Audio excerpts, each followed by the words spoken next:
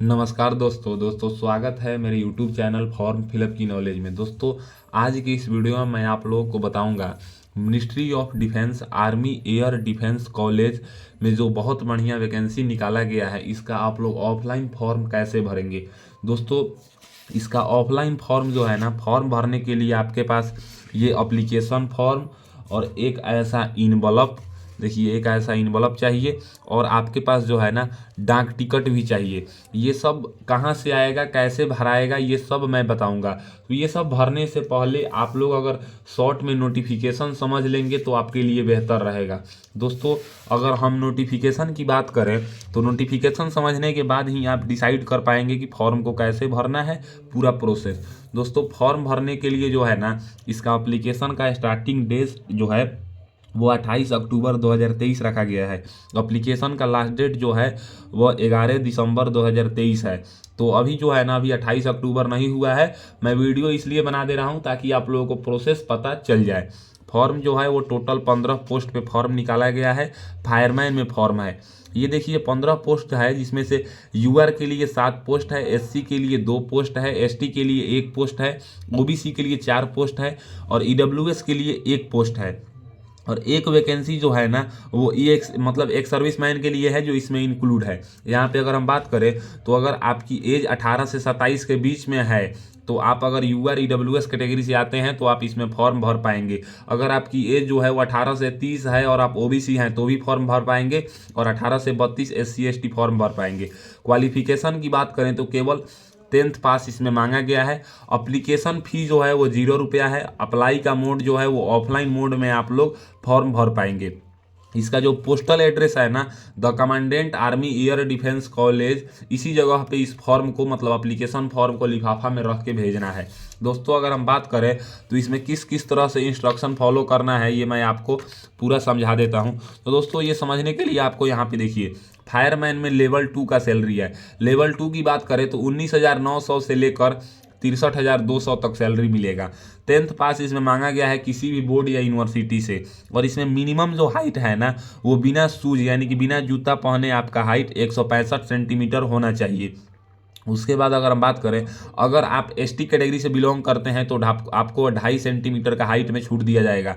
81 centimetre जो है ना आपका चेस्ट होना चाहिए, 81.5 सेंटीमीटर बिना फुलाए। फुलाने के बाद आपका चेस्ट जो है वो 85 सेंटीमीटर होना चाहिए। आपका वेट जो है वो 50 किलो होना चाहिए। और अगर आप यहाँ पे देखिए, आपको 63.5 किलो वेट उठा के 183 मीटर का रनिंग जो है ना, रनिंग बोल सकते हैं या वॉकिंग बोल सकते हैं, 96 सेकंड में कंप्लीट करना है। उसके बाद अगर हम बात करें तो यहाँ पे देखिए, क्लियरिंग 2.7 मीटर, यहाँ पे वाइड डिच हैंडलिंग, ये जो होता है लैंडिंग, ये मतलब हाथ से रस्सी चढ़ना होता है और ये लॉन्ग जंप होता है। और यहाँ पे देखिए हैंड्स फीट जो है ना, ये रस्सी चढ़ना होता है, ये आपको करना है। उसके बाद अगर हम बात करें तो आप लोग देखिएगा तो यहाँ पे देखिए नीचे में बोला गया है कि ये जो फॉर्म है ना, अब देखिए ऑर्डिनरी पोस्ट के माध्यम से केवल फॉर्म भरना है। लिफाफा के ऊपर ये चीज़ लिख के कि आप किस पोस्ट के लिए आवेदन दे रहे हैं और किस तरह से आवेदन दे रहे हैं। उसके बाद अगर बात करें तो इसका दूसरा पेज जो नोटिफिकेशन है, इसमें ये बात बोला गया है कि आपको सेल्फ अटेस्टेड डॉक्यूमेंट्स लगा के फॉर्म भरना है। और आगे बात करें तो यहाँ पे देखिए डॉक्यूमेंट्स क्या क्या है, तो 10th का मार्कशीट और पासिंग सर्टिफिकेट लगाना है और फोटोकॉपी कास्ट सर्टिफिकेट लगाना है। अगर आप एससी एसटी से आते हैं, ओबीसी से, तो आपको कास्ट सर्टिफिकेट लगाना है, रेसिडेंशियल सर्टिफिकेट लगाना है। अगर आप एक सर्विसमैन हैं तो आर्मी डिस्चार्ज सर्टिफिकेट लगाना है। कैरेक्टर सर्टिफिकेट सभी को लगाना है सरपंच या गेजेटेड ऑफिसर से बनवा के। 2 पासपोर्ट साइज फोटो लगेगा और यहाँ पे आधार कार्ड का जीरोक्स लगेगा। तो चलिए ये सब था कुछ इसका शॉर्ट इंस्ट्रक्शन जो मैं आपको समझा दिया। अब बात करते हैं कि फॉर्म को जो है ना वो कैसे भरना है। दोस्तों ये हमारा 1 पेज का एप्लीकेशन फॉर्म है, आप देख सकते हैं। ये एप्लीकेशन फॉर्म जो है ना, मैं अपने व्हाट्सएप ग्रुप में, टेलीग्राम ग्रुप में और सब कुछ मैं लिंक डिस्क्रिप्शन में दे दूंगा। आप वहां से फॉर्म जो है वो फ्री ऑफ कॉस्ट डाउनलोड कर पाएंगे। डाउनलोड करने के बाद आपको फॉर्म को प्रिंट करा लेना है। प्रिंट कराने के बाद यहाँ पे आपको एक पासपोर्ट साइज फोटो चिपकाना है। इस फोटो के ऊपर आपको सिग्नेचर नहीं करना है, मैं आगे बताऊंगा कैसे क्या करना है। यहाँ पे पोस्ट अप्लाइड फॉर में आपको फायरमैन लिखना है। और कैटेगरी, तो कैटेगरी में आप यूआर से हैं, एससी से हैं, एसटी से हैं, ओबीसी से हैं, ईडब्ल्यूएस से हैं, ईएसएम से हैं। जिस भी कैटेगरी से है उसके ऊपर आपको टिक कर देना है। उसके बाद आपको अपना कास्ट बताना है कि इस कैटेगरी में आपकी जाति कौन सी है। यहाँ पे जाति का नाम बताइए, अपना पूरा नाम लिखिए यहाँ पे 3 नंबर में, अपने पिताजी का नाम या 4 नंबर में अपना मेल बताइए। उसके बाद यहाँ पे 5 नंबर में अपने पिताजी का नाम लिखिए या हस्बैंड का नाम लिखिए। उसके बाद 6 नंबर में डेट ऑफ बर्थ बताइए जो कि 10th के सर्टिफिकेट के अकॉर्डिंग होगा। 7 नंबर में आपका एप्लीकेशन फॉर्म जब लास्ट हो रहा है, जैसे यहाँ पे देखिए 11 दिसंबर 2023 को लास्ट हो रहा है, तो उस डेट से आप कितने साल, कितने महीने, कितने ईयर के हो रहे हैं ना, कितने दिन का, ये यहाँ पे कैलकुलेट करके लिखना है। तो आप सिंपली गूगल पे एज कैलकुलेटर सर्च करके आप यहाँ पे लिख देंगे कि आप कितने साल, कितने मंथ, कितने ईयर के हुए हैं। उसके बाद नेशनलिटी में आपको यहाँ पे इंडियन लिख देना है। रिलीजन में आप यहाँ पे हिंदू, मुस्लिम, सिख, ईसाई जो भी है यहाँ पे लिख देंगे। मैरिटल स्टेटस में आप अगर मैरिड हैं तो मैरिड पे टिक करेंगे, अनमैरिड हैं तो अनमैरिड पे टिक करेंगे। 11 नंबर में एजुकेशन क्वालिफिकेशन, तो इसमें जो क्वालिफिकेशन है ये 10th पास मांगा गया है, तो आप यहाँ पे 10th भी लिख सकते हैं अपने मुताबिक, या अगर आपके पास हायर एजुकेशन में 12th है, ग्रेजुएशन है, तो आप वो भी यहाँ पे लिख सकते हैं। अगर आपके पास एक्सपीरियंस है किसी फील्ड में तो यहाँ पे जानकारी देना है, नहीं है तो इसको खाली छोड़ देना है। कॉरस्पॉन्डेंस एड्रेस यानी कि पत्राचार का पता लिखना है, पूरा पता लिखना है आपको। उसके बाद जो मोबाइल नंबर के साथ जैसे कि होता है village, post, police station, district, state, pin code, mobile number, ये सब आपको यहाँ पे कॉरस्पॉन्डेंस एड्रेस में यहाँ पे लिखना है। उसके बाद परमानेंट एड्रेस 14 नंबर में, तो परमानेंट एड्रेस जो है ना वो आपको लिखना है। जैसे कॉरस्पॉन्डेंस एड्रेस वो होता है जहाँ पे आप पढ़ाई के रिगार्डिंग रह रहे हैं, और परमानेंट एड्रेस वो होता है जहाँ पे आपका आधार कार्ड का मतलब जो पीछे एड्रेस होता है ना वो आपका परमानेंट एड्रेस होता है। तो यहाँ पे आप अपने मुताबिक लिख लीजिएगा, अगर दोनों सेम है तो यहाँ पे सेम सेम उतार दीजिएगा, लेकिन मोबाइल नंबर और पिन कोड यहाँ पे जरूर लिखिएगा।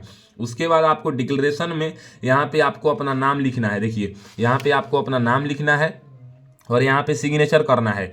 उसके बाद जिस जगह से फॉर्म भर रहे हैं ना उस जगह का आप यहाँ पे नाम लिखेंगे।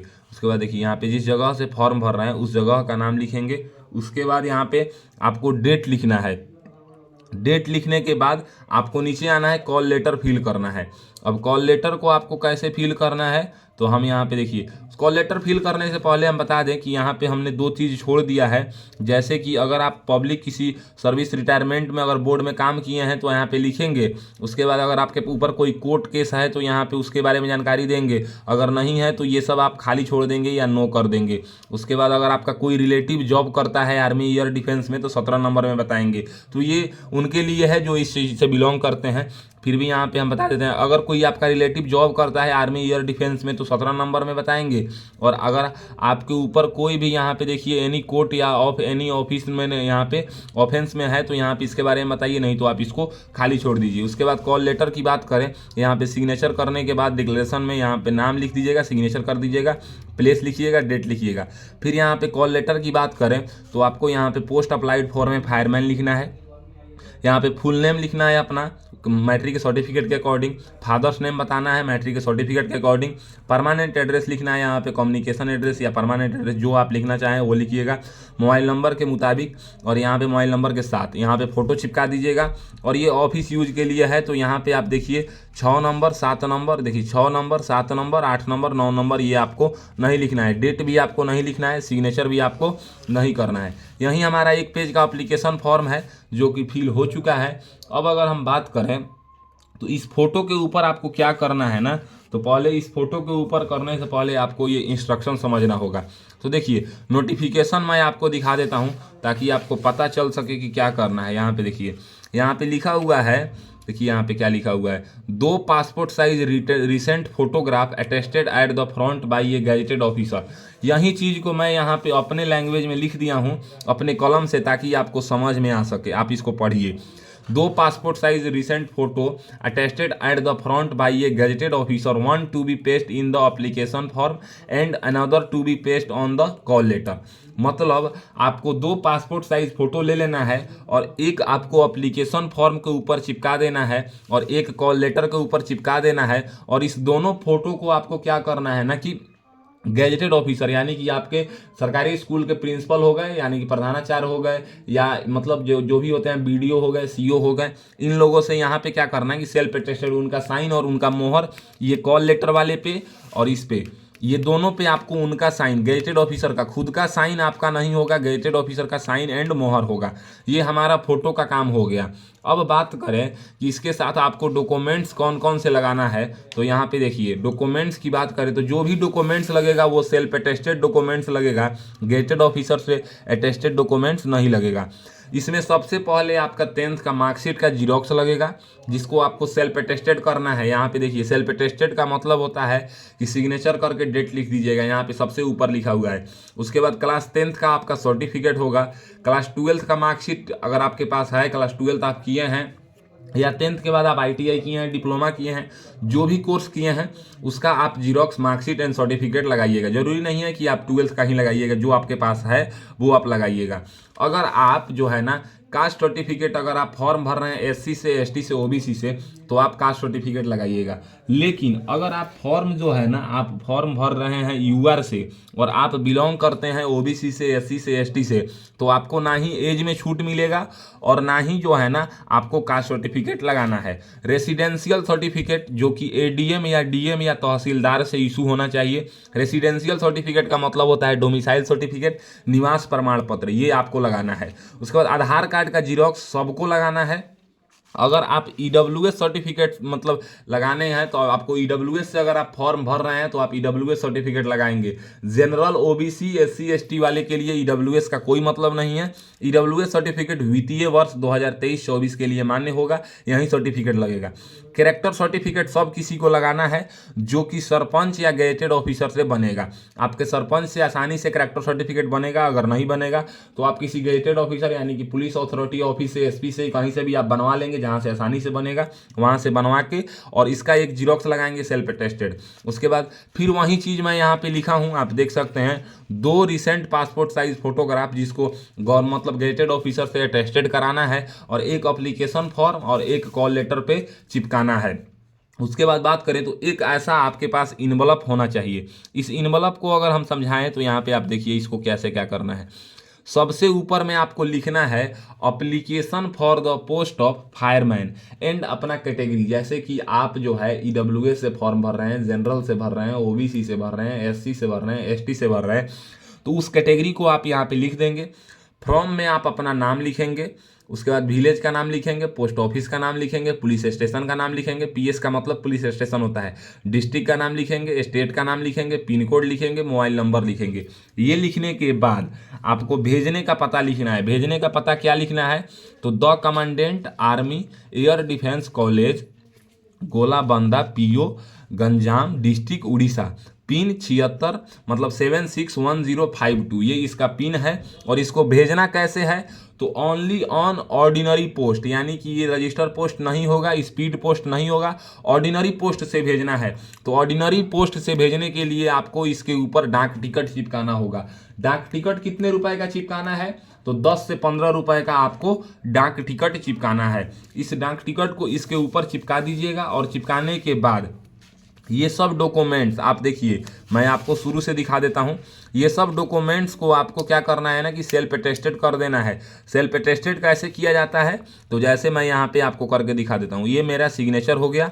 अब यहाँ पे मैं आज का डेट लिख दूंगा, तो आज मान लीजिए कि 25 तारीख है, तो 25/10/2023 यहाँ पे लिख दिया।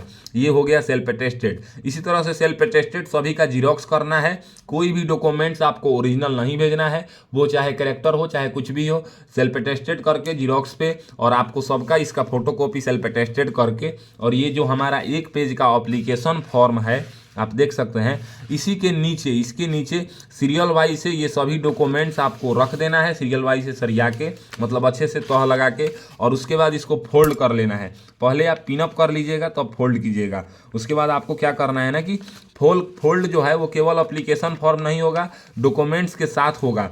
फोल्ड कर लेना है, और जो ये इन्वलप है जिसपे आपने भेजने का पता लिखा हुआ है ना, इसी के अंदर आपको क्या करना है ना कि एप्लीकेशन फॉर्म और डॉक्यूमेंट्स ये सब आपको इसके अंदर यहाँ पे रख देना है। जैसे कि मैं यहाँ पे ये सब इसको रख देना है, ये रख देना है, इसको गोंद से चिपका देना है।